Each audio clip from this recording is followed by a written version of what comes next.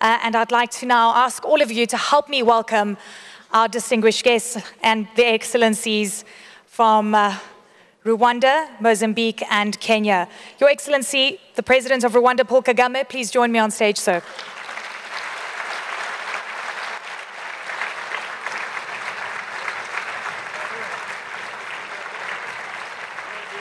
Please, in the middle. In the middle, yes. President of Kenya, William Ruto, nice to see you again, sir.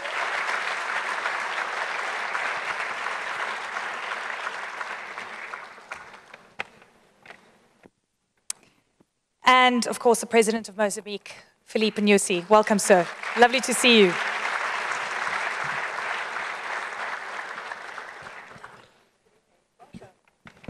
Thank you so much to all of you. Take a seat. We're going to be asking some tough questions. I hope you are ready and finding some solutions.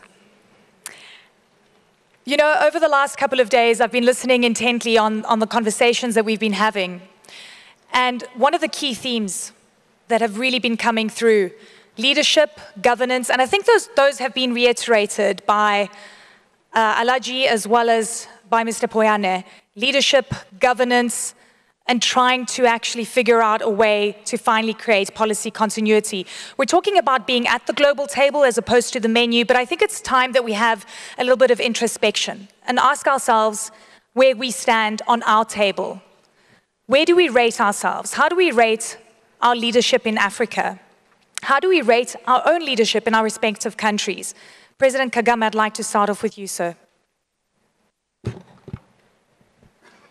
Well, first of all, I'm very happy to join my brothers, colleagues on the stage and thank the CEO forum organizers and for inviting us to be here, and also to thank them for many of the topical issues that they have enabled us to discuss.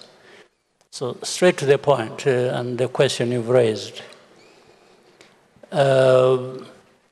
We don't need to keep rating each other or others and so on and so forth, but we just have to focus and deal with the problems at hand.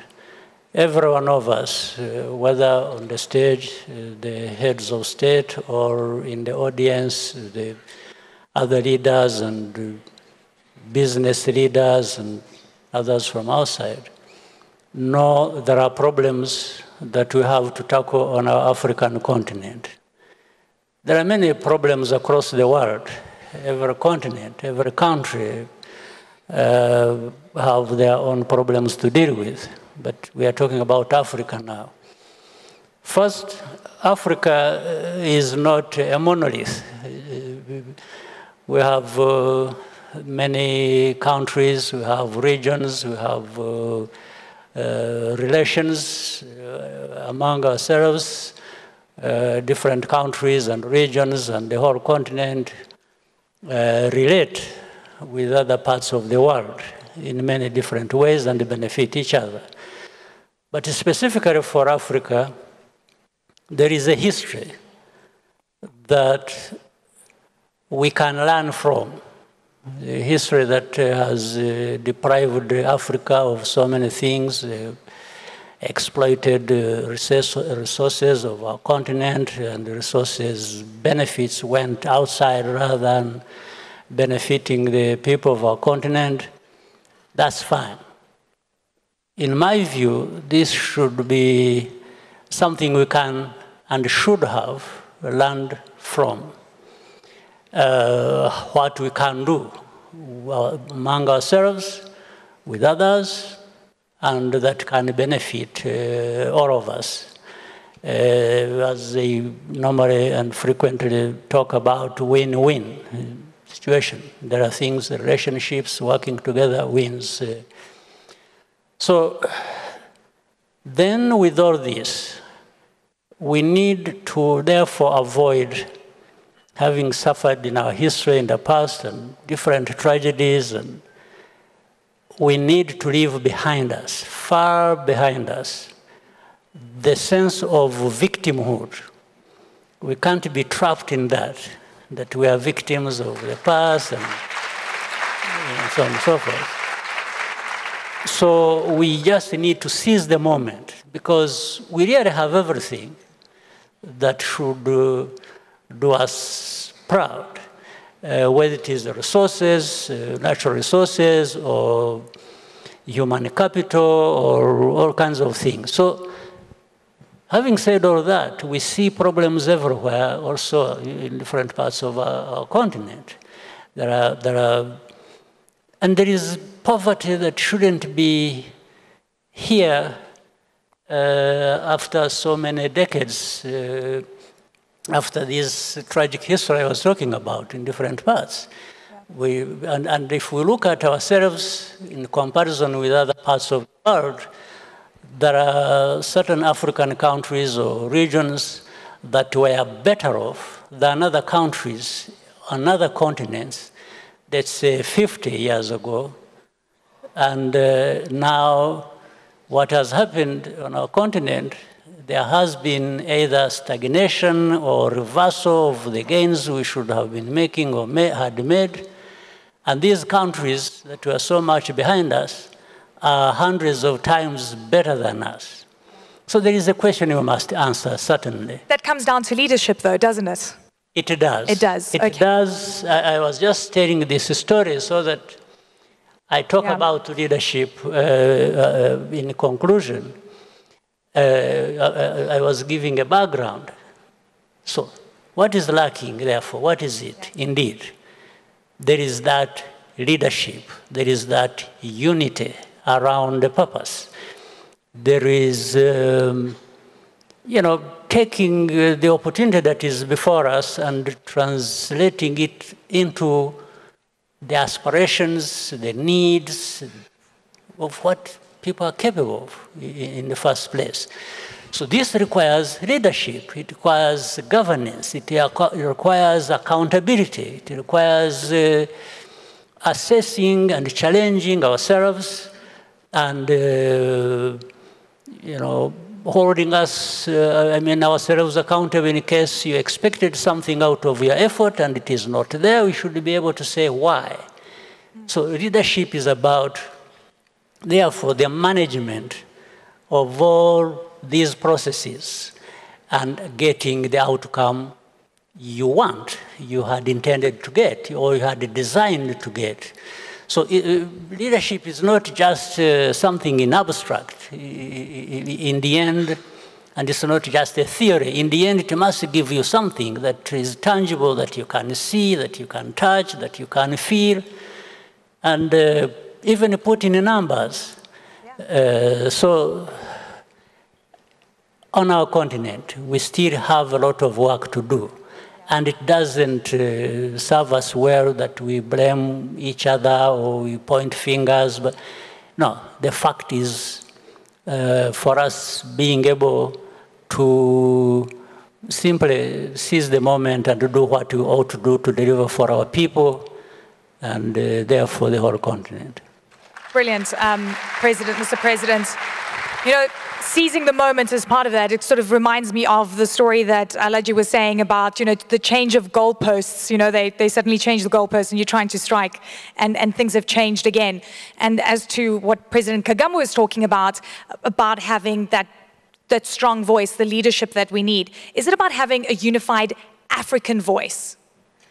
We're a big continent, very diverse. Do we need that unified voice? President Kagame was leading reforms at the AU. You've now taken on that role.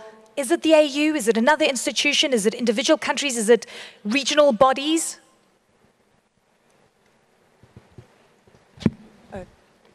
Thank you. Thank you very much, and thank you very much for inviting me to this forum. I got a letter from my brother, President Kagame, and I'm very happy to be here. I think it's a combination. I think leadership starts from where you are, starts from your family all the way. So let me say this, and I quite agree with what President Kagame has said. It boils down to leadership. China, 30, 35 years ago, was not where it is today. In 35 years, today China is the second largest economy in the world. It's because of leadership, it's because of decision making. And leadership is about decision making. Leading is about making the right decisions. And always, I am challenged because when I make right decisions, people always tell me, you know, you have to think about your re-election. And do you? You know, Does that, and do you take that into consideration? and I keep reminding them that I was not elected to be re-elected. I was elected to transform the country. Okay, let me ask you this. You know, I remember when I speak in some fora, Yeah. and people come and whisper to me, oh, you know, don't say too much because you see, you know, these people might get annoyed with you, and you know, I'm asking myself, it's not in my place to say what people want to hear or what is popular. Yeah. It is my position to say what is right. And you know, what is right is not necessarily popular. Yes. And it is the conversation, That's very it is the conversation we're having in Kenya, you know. Let me give you two examples. Yeah. When I came into office, I told the people of Kenya, our savings as a percentage of GDP is around 10, 11%. Other countries are in the region of 40, 50. China is at 55% percentage of saving. We were saving 200 shillings every month, every Kenyan, in our National Social Security Fund. I said we must change this. We changed it. Now every Kenyan pays 6% of their salary. Their employer pays 6% of of an equivalent into our savings. And I promise you, what is happening now is that our Social Security Fund, which is about 320 billion Kenya shillings now, we are going to double it, and we have saved that 320 in 60 years. But we are going to double it in 4 years because of the decision we have made. You've had to take tough decisions. Let me tell you one more thing. Okay. We agreed with the people of Kenya that housing is a problem. We have 7 million Kenyans living in slums. We have 1,410 slums in Kenya. People living in squalor, without water, without electricity, without anything. And I said, we must have a paradigm shift. Everybody agrees that we need to invest in housing. In fact, let me tell you this. Both the manifesto of the party I lead and the manifesto of my challenger, both of them had housing. But when it came to implementation, the uproar was unbelievable. But I said, people, we had this in our manifestos. We're going to implement. Let me tell you the good news. We have now 120,000 housing units under construction in Kenya. It is my intention to get 1 million Kenyans homeowners in the next 5 years. That is a function of decision making. That's a function of leadership. And finally, my brother Paul Kagame has done a wonderful job on the reform of the AU. He handed over his notes to me. I intend not to let down my brother. This AU, we are going to reform it. And we are going to make AU a fit-for-purpose organization so that we can sort out the things Ali Dangote is talking about, so that we can have clarity in where we want to go. We can get the Africa Continental Free Trade Area moving. and being a reality so that our business people can trade across this continent, so that we can move across this continent. President Kagame has removed visa for people coming to Kenya, for people coming to Rwanda. I have done the same. And I like what I heard from my good brother from Kenya. He said in Nigeria, they pay $230 US. Yeah. You pay ATA only $30 and you pay it online. You don't have to go to no office. So this is the situation we are faced with, and I want to say that we are going to change our continent ourselves, not others. Brilliant. Okay, I have follow-ups on the tax regime, but I want to also ask President Nyusi a few questions, but it's coming. I need to ask about the popularity of these tax reforms and whether you can still create a hustler economy. President Nyusi, great to have you with us. Welcome. Listening to the question on leadership, and I want you to tell me about what your thoughts are. We spoke about that united African voice. You domestically, and we heard from Mr. Puyana as well, in terms of what you're dealing with in the northern parts of Mozambique. You've got security issues. That was one of the big concerns. Leadership is important.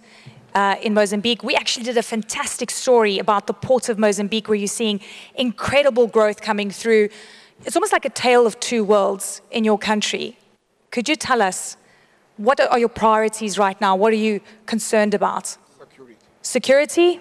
Ellen, thank you very much. But to make sure that this is African CEO Forum, I will do it in Portuguese. I understand, I'm ready. Thank you, sir. Bom, primeiro quero agradecer o meu irmão e amigo presidente Kagame, que fez esse convite para nós estarmos aqui, mas dizer de facto que o debate presidencial é mais difícil do que o anterior. Que era mais sobre... We have an issue, and I think mine is also broken. Could someone assist, please?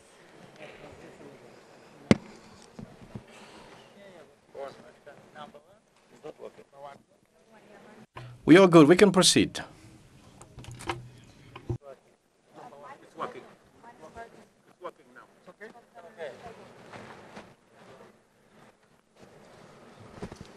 Apologies for the delay. We're having technological hiccup. Thank you.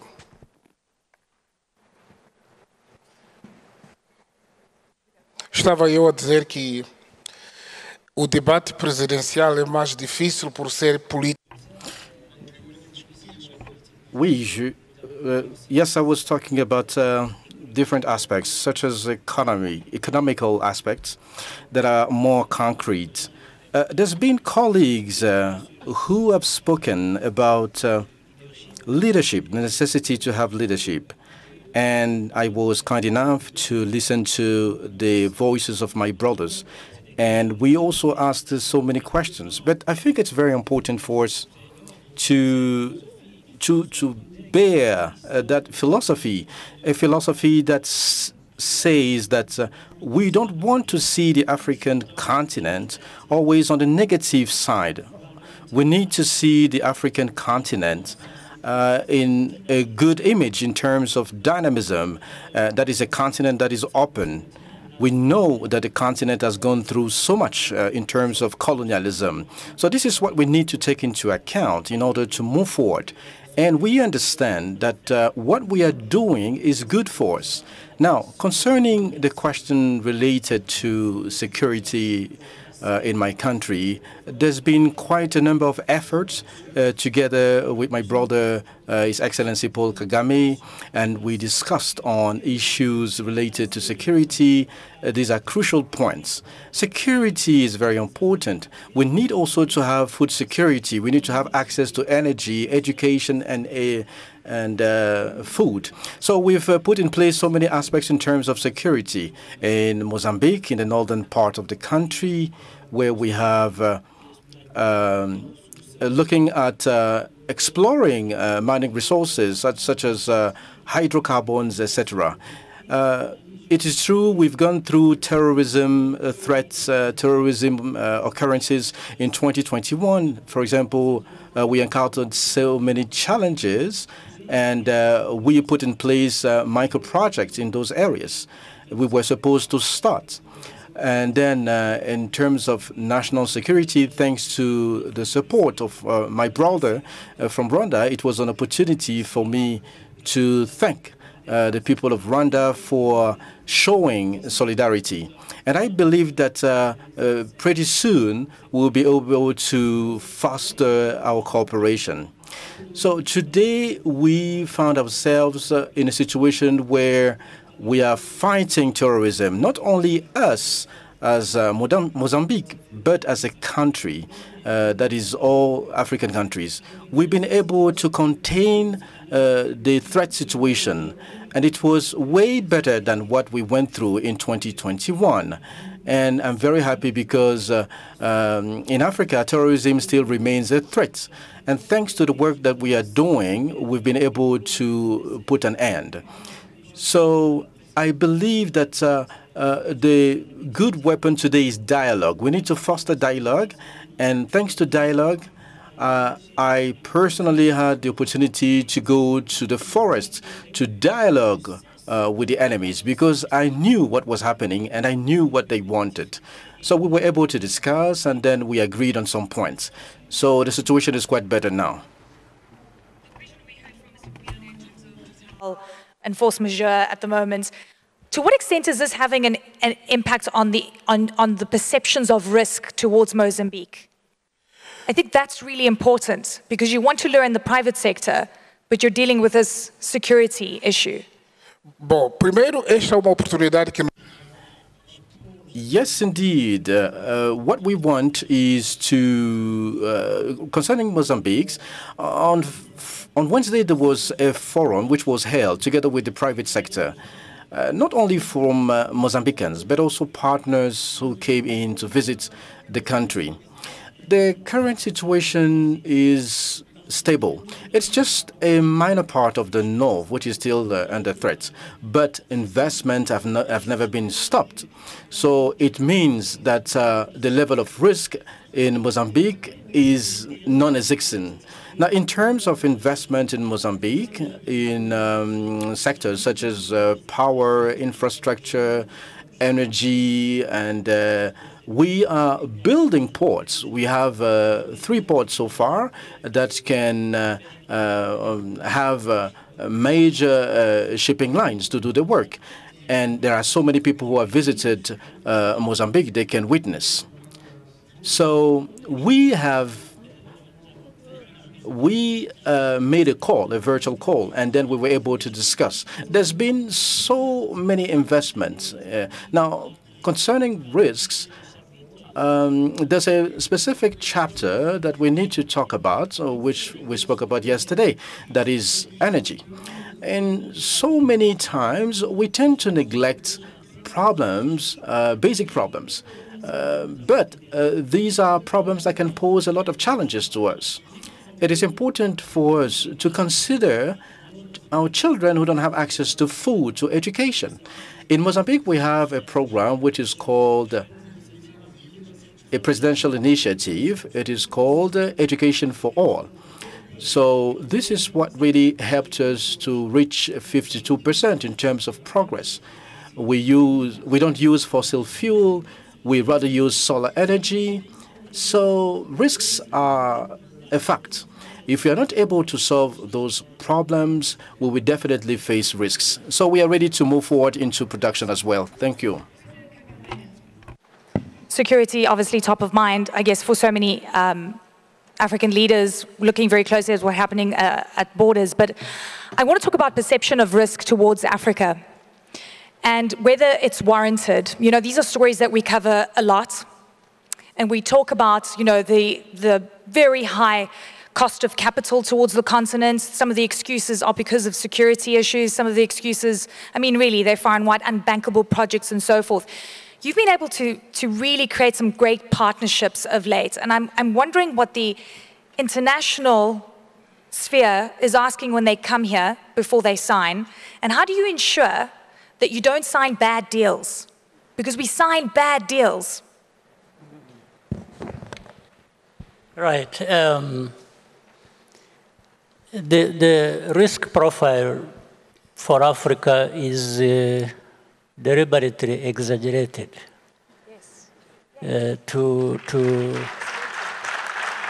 To benefit those who, anyway, dictate the way things go. Want favorable deals for themselves, basically. Absolutely. So we have to be clear about that. And this fits into some of the topics that were discussed here when we were talking about whether African is at the table or is on the menu. And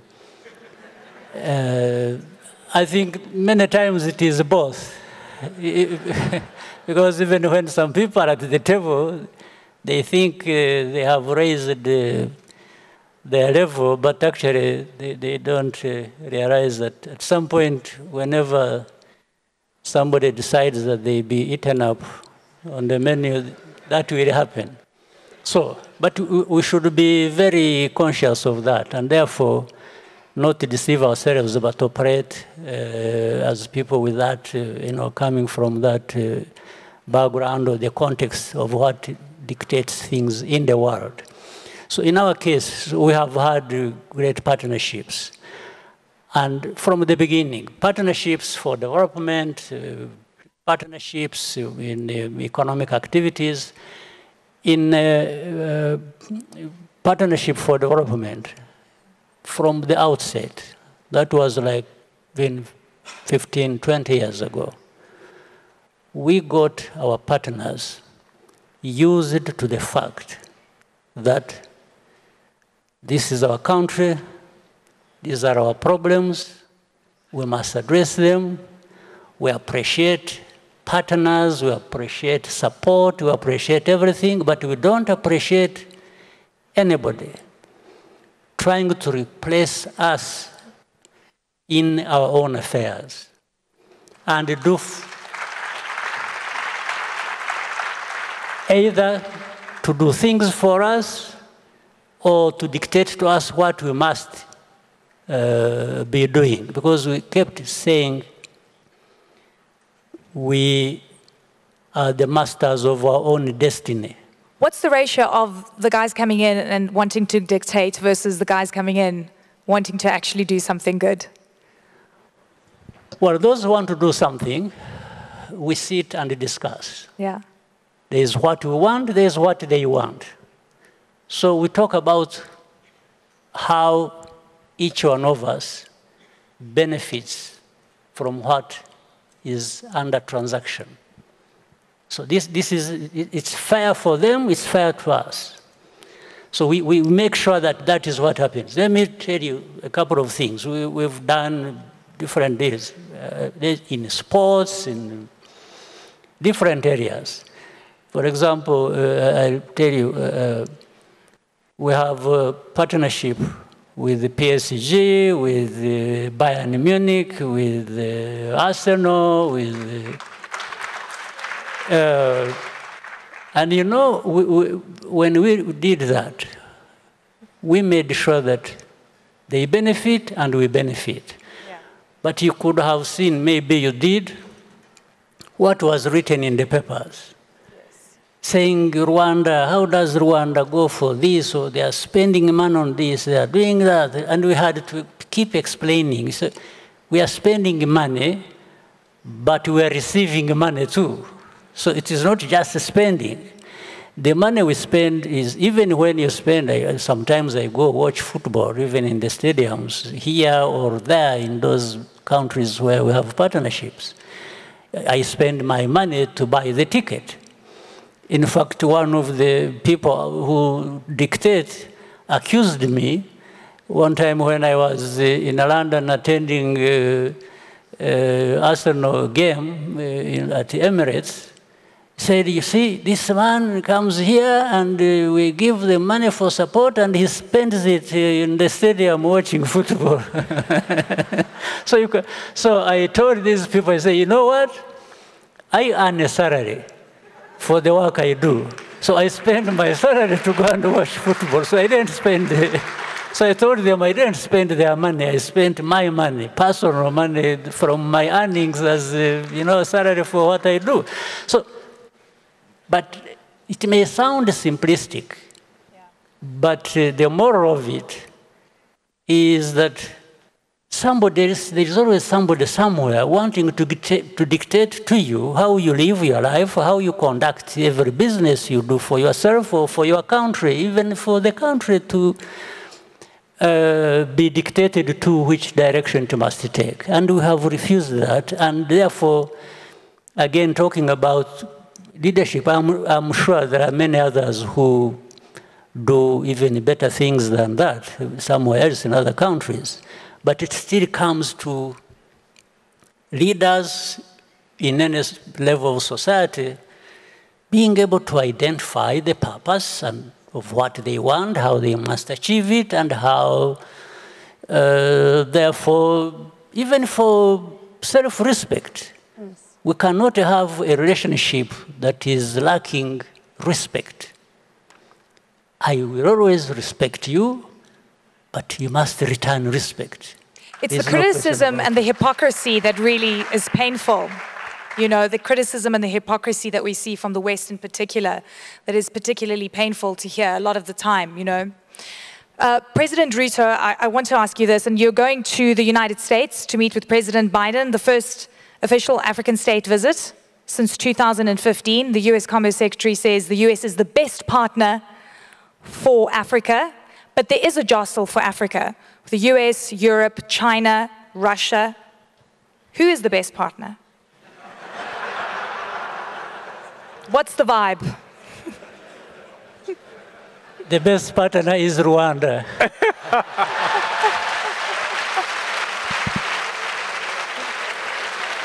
No. Ruto is Africa. It's not Rwanda only, it's Africa. Okay, even better. I don't think I have to answer that question. It's been answered.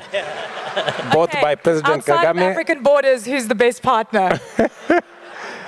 So, in the context of what we have said here, the best partner for us is the one that accepts to have a deal that is a win-win. We must continuously, in whatever engagement, we must keep our interests at the center of our focus. But that hasn't been the case. We win-lose. We sign up assets and commodities as collateral a lot of the time. And when is that going to change? If we sign a bad deal, we must not finger point. It is up to us to make sure that we don't sign bad deals for our people. And I agree with President Kagame, this mentality of victimhood, that you make a mistake and then you want to blame somebody else. It's not right. I mean, we must say no if the answer is no. And we must be firm to say this cannot continue. In fact, that is the conversation we are currently having. We are telling our friends, our development partners, the architecture that exists, the financial architecture that exists is faulty. It is unfair. It is not right. It must be changed. When we started that conversation, it looked weird. Today, they have come to the table accepting what they did not believe in the past. Today, they agree with us that the current international financial architecture is faulty, it is unfair, it must be fixed. It is one of the conversations I'll be having with President Biden. Because the US has a lot of say on the current international financial architecture. You're not going to like this question. What if President Trump becomes president again? He eroded the relationship with Africa. We will have a conversation with President Trump. Okay. When he comes into office. If he comes into office, we are talking to the President of the United States, whoever that is. Because it's policy continuity. And we are saying, we are not making a policy for a moment. We want to have a conversation as a continent. And for your information, if you have followed my language, yes, it's about Kenya. But It's in the context of us being Africans, and it's a context of Africa. We will be having conversation about the Africa Growth and Opportunities Act, the AGOA, that gives us duty-free, quota-free access to the American market with our goods. That is one of the conversations I'm going to have with the Congress for the extension of AGOA so that we can leverage on that agreement to be able to create jobs in our continent, add value to our products, and have access to the American market. Among the conversations we're going to have is about peace, security, and stability. We have seen the US, we have seen Europe spend billions in Gaza, billions in Ukraine. Have you seen billions in Africa? No, I have not. So this is the conversation we want to have. I mean, we have issues in Eastern DRC. We have issues in Somalia. We have issues in Sudan. We believe that a proper partnership should be structured between Africa through the AU, with the US, with the EU, on how stability matters wherever that is. And it matters whether for them it is as well. in Africa, or it is in Gaza, or it is in Ukraine, it is about people. And there are no better people than others. We're all human beings. You know? It is, for example, the reason why Kenya is going to participate in securing Haiti, because we are a responsible global citizen. Kenya has participated in peacekeeping for the last 40 years. We have been in 49 countries, just like Rwanda have. And therefore, when called upon to support humanity, we must show up. And so does others need to show up where we are concerned. And they have not shown up for a long time. President Kagame. Thank you for giving me a minute to add to what President Ruto is saying, which I entirely agree with. And it's good that we have such a voices maybe being invited to the table.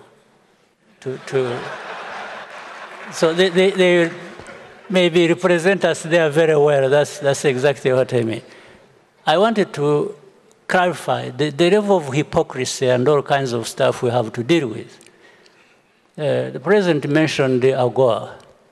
You know, Rwanda was a beneficiary of AGOA. Not any longer. We were struck off the list of the beneficiaries. You know the reasons? Simply because we wanted to promote, develop textiles industries here to make our own garments. And by doing that and encouraging the industries to develop, we said we do not want to have second-hand clothes being dumped here in thousands of tons. Just for saying that, and later on trying to implement that, you know, they forced it upon us. They say, you must accept these second-hand clothes. And we told them no. So they say, okay, we will strike you off AGOA, which they did.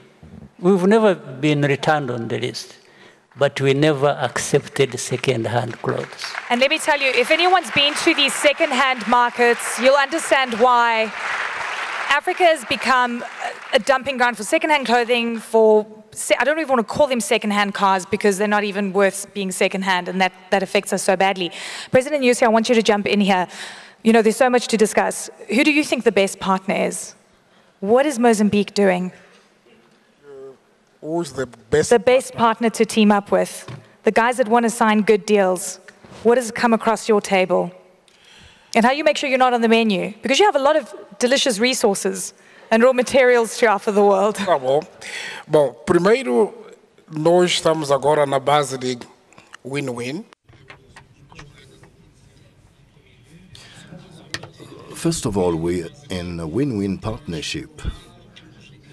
environment. We're trying to develop our country, to develop our resources in Mozambique.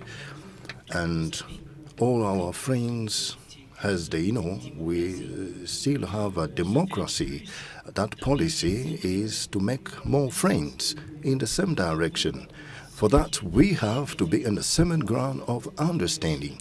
That is well defined. According to agreement, we are celebrate what we are looking for, the advantage of our people, and in that way, clearly, on the basis of win-win agreements we are trying to put in place, if we can be able to transform, to process our resources internally, we can avoid that issue to have less employment, and we can create more value, add more value in our own resources, and that will enable us that the value chain be more accessible, especially for agro-businesses and etc., etc. I think our partners are those ones who are winning with me. And at the same time, I can also obtain some low-hanging fruits. Politically, economically, I think that is a very different issues, but I can give you one example. We've already started in the period of a war between Ukraine. I think in Russia, we stayed with Ukraine in terms of friendship. Our interests remain the same, and we need to have this continent in the same pace. We don't need to have distraction of our sectors. We need to maintain the pace to continue within that clear spirit of collaboration. Even Mozambique partners are those ones who can come and satisfy interests of Mozambique. Thank you. The US? The EU? Esta pergunta é tendenciosa e manipuladora. I'm waiting for you. A pergunta encontra claramente a resposta. I think the question has already an answer. Our friends are all of those who can come and provide satisfactions to our country interest. I want, President Ruto, I have to ask you this question, the tax reform. You had to come in with very unpopular tax increases, and it really spoke to what you said, that, you know, as a president, you have to do things without really taking into consideration whether it's going to be popular or not. How do you get everyone on board with what you've done? And are you still going to deliver your promise on a hustler economy? 100%. I have my eyes on the ball. I made a commitment to the people of Kenya. I intend to keep every promise that I made. Number one, I told them that I will get 7 million Kenyans who had been blacklisted under the Credit Reference Bureau. 7 million Kenyans are out. They used to pay 1% per day. Today they pay 8% per year. That's the difference. When I came in, I said we are going to get rid of subsidizing consumption. We are going to support production. The price of maize meal was 240 when I came into office. Today, it is 100. Brilliant. Yep. I'll be watching closely. It was a big story, the cost of living. When I came into office, I promised the people of Kenya that we are going to increase our savings as a percentage of our GDP. Today, we have a plan in place. I said we're going to have 1 million homeowners. We are on course. I said we are going to have universal health coverage. We are on course. We have already passed 4 laws. We are on course.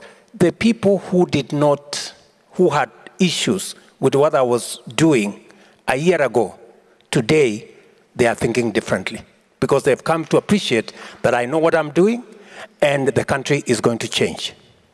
Thank you, sir. We're watching closely. We have friends in Kenya. And I'm going to get baptized soon as Helen Kyoko, by the way. Thank you. Coming here soon.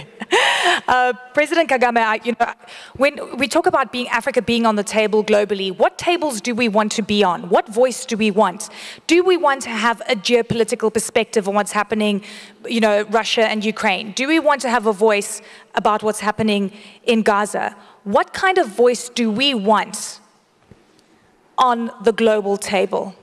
Yeah, we want a voice to be able to decide matters that affect us for ourselves, for each country, for the continent as a whole.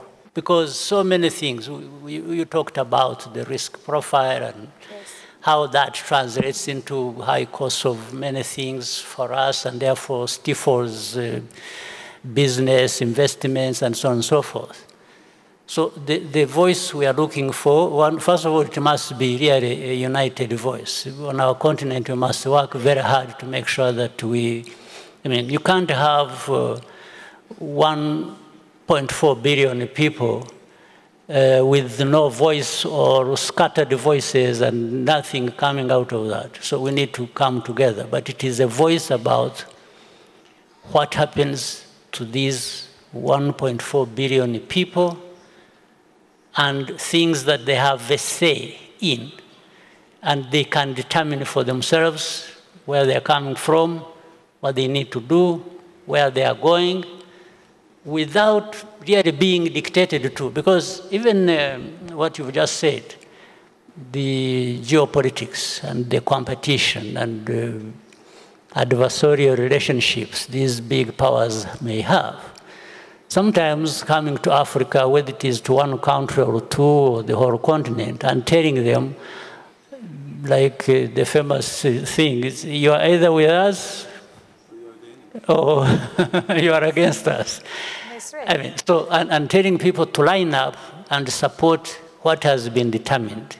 It's not correct, and Africa should just refuse it. So what we are talking about is being able to decide. And we don't exclude working with others. We benefit from others. We benefit from the same people who dictate things to us. There's no question about it. We want that relationship that benefits us and also that benefits them. And it must translate in many things here. You see, these African countries are very, very rich countries in terms of resources. I think it was said earlier by Rico and others and Patrick when they were here. We can't keep producing things and sending rocks containing minerals and doing things, and then some people elsewhere out of the continent refine that and process that and return these things so many times costly. Why? Why can't we do, if not the whole of it, part of it? And this doesn't exclude anyone. The same people who take our raw materials can still be part of that processing and adding value to that. So what is the issue? So this is what we are talking about. The voice we are going to have is to translate what Africa owns to its own benefit. Yes. I'm going to try and get through as many things as possible, and we've got a lot to go through, but what do we actually need? And the industrialization part, the building value chains is important, but it got me thinking. After I spent about a week with Alaji in Nigeria, going to the refinery, going to the cement plant, and you know what I felt when I was there, apart from being absolutely proud? I realized we need brave capital. We need brave investments.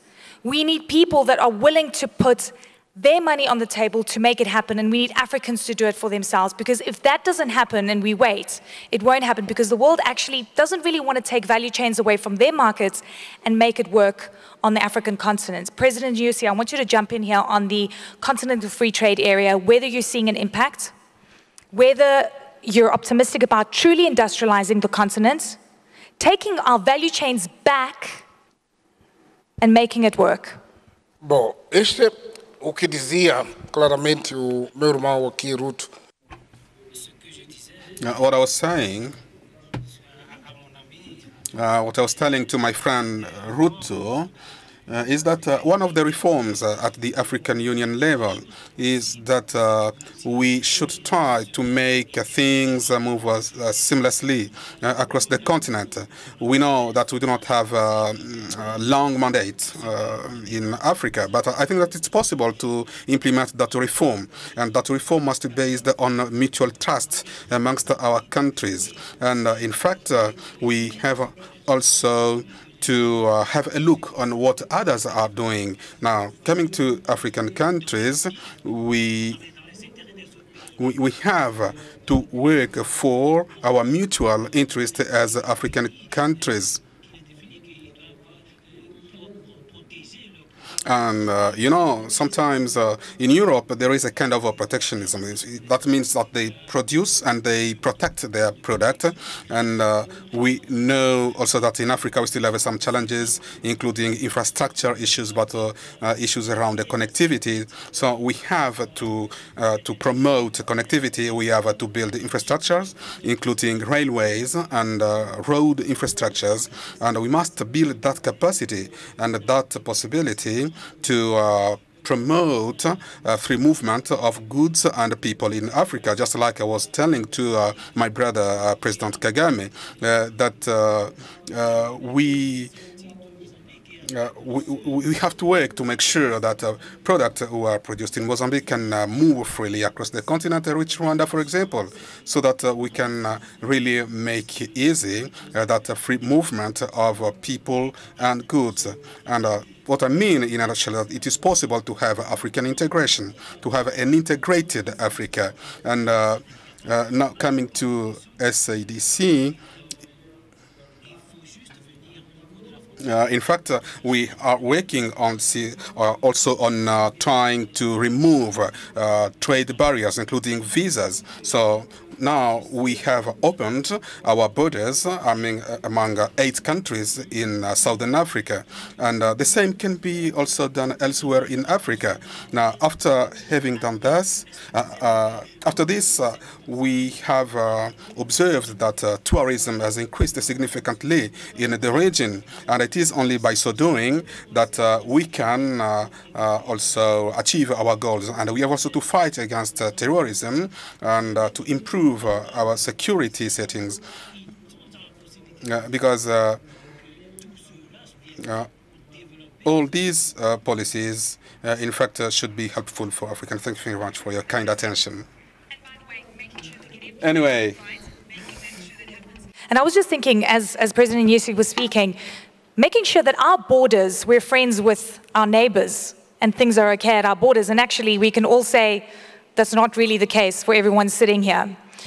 So what does that mean in terms of true integration? And then it kind of brings me back to what we're seeing in the Sahel and West Africa and in Central Africa with coups that have risen, ECOWAS, the issues there. I mean, there's so much. To create that cohesion, we have to look inwards to fix these issues. So President Ruto, what are you doing? It is part of the brief that was handed to me by President Kagame. How do we consolidate and integrate our market? You heard Aliko Dangote say that our intra-Africa trade is at 15–16%. We are struggling to get market elsewhere when we are not trading enough with ourselves. Intra-European trade is at 70%. Intra-Asian trade is at 60%.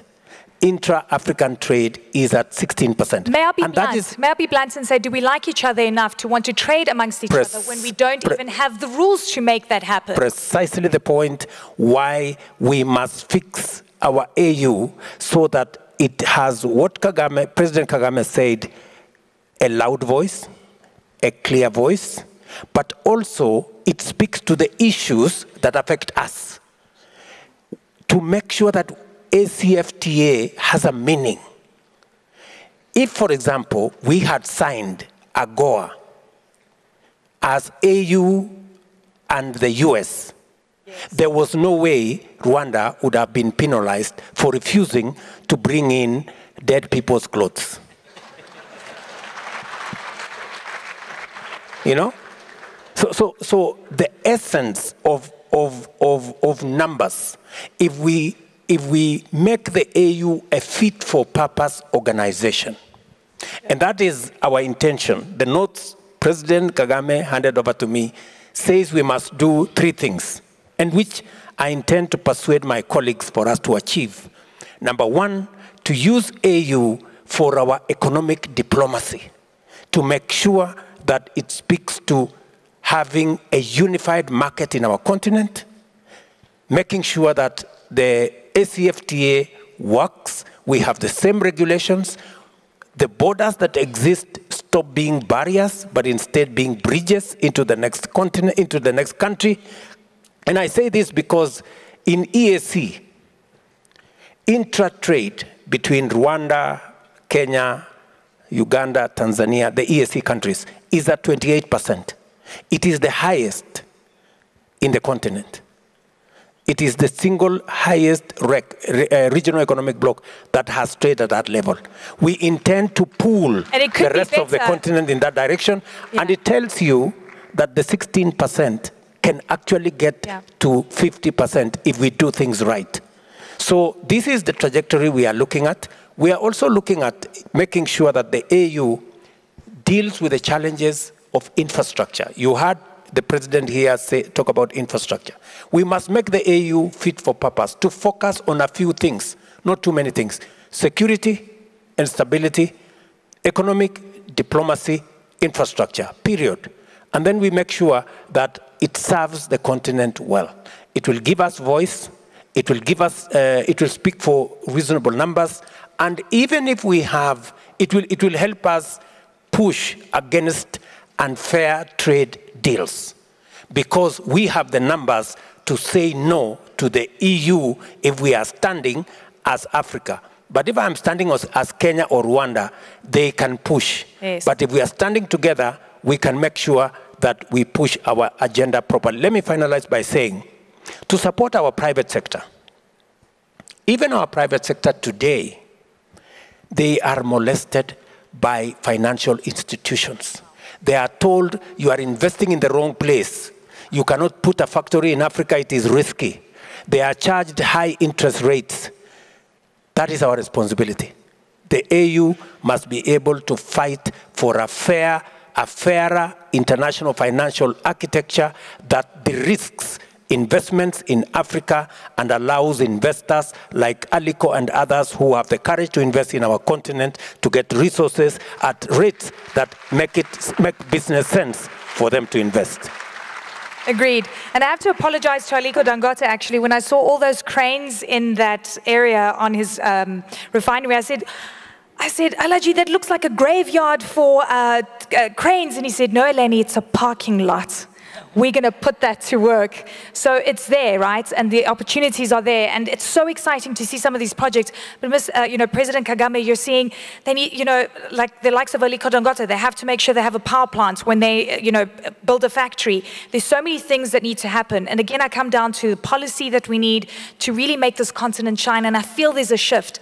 When I interview people across the continent, I feel there's a shift that we want to take control of our future.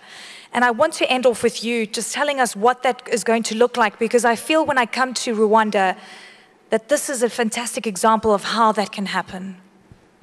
Yeah, I think we have to be practical, we have to be realistic as well. And we have to do with the resources we have before us, because there are enough resources. All that remains for us to make the right decisions. And that will also be reached by having this interaction. Government and business should have a level of understanding so that we benefit each other. In fact, for example, government should be able to put business-friendly policies in place. Even where there are regulations to be put in place, they have to be addressing certain business constraints so that things don't get out of hand. That is very important. And the business should also do what they know best, and that is doing business, and also benefiting the people of any country where they are taking root.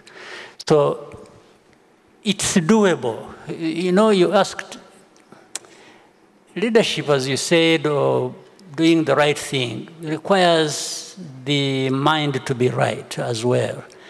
For example, when you said, you were talking rightly about the borders and how people, you know, cross borders to do business from one country to another in AfCFTA.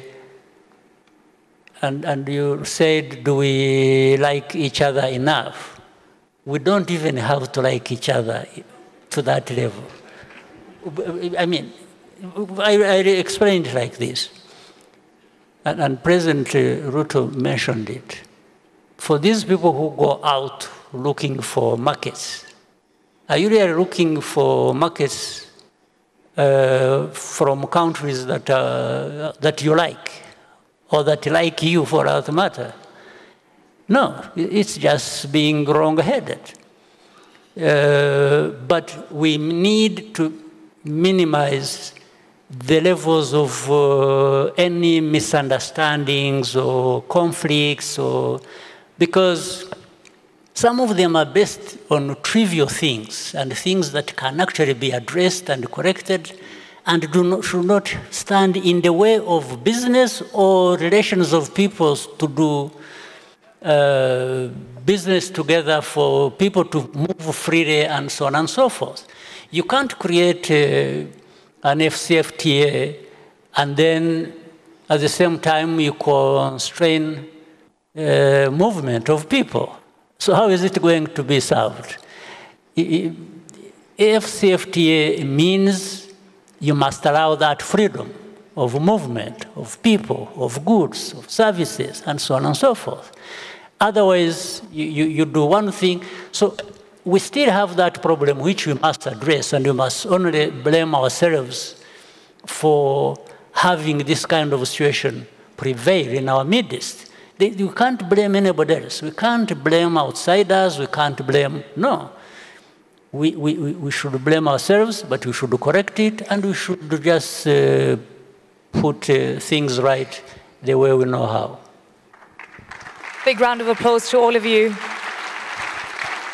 Thank you so very much, President Kagame, President Ruto, President Nyusi. Great to have you with me. Thank you for this very honest, very dynamic panel. Round of applause, ladies and gentlemen, for our fantastic presidents.